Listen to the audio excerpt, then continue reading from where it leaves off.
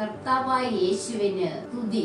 ലൂക്ക 18:29-30. യേശു പ്രതിവചിച്ചു, സത്യമായി ഞാൻ നിങ്ങളോട് പറയുന്നു, ദൈവരാജ്യത്തിനു വേണ്ടി വീടിനെയോ ഭാര്യയെയോ സഹോദരന്മാരെയോ മാതാപിതാക്കളെയോ സന്താനങ്ങളെയോ ഉപേക്ഷിച്ചവരെല്ലാവർക്കും കാലത്ത് തന്നെ അവ അനേകം മടങ്ങ് ലഭിക്കാതിരിക്കുകയില്ല. വരാനിരിക്കുന്ന കാലത്ത് നിത്യജീവനും. കൊളോസോസ് 3:9. പരസ്പരം കള്ളം പറയരുതേ. പഴയ മനുഷ്യനെ അവന്റെ ചെയ്തികളോട് കൂടെ നിഷ്കാസനം ചെയ്യുവിൻ. ജഡികരായി ജീവിക്കുന്നെങ്കിൽ നിങ്ങൾ തീർച്ചയായും മരിക്കും.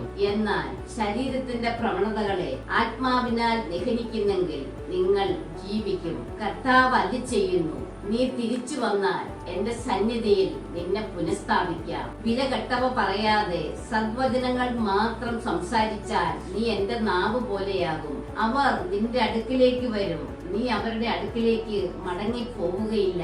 ആമേൻ.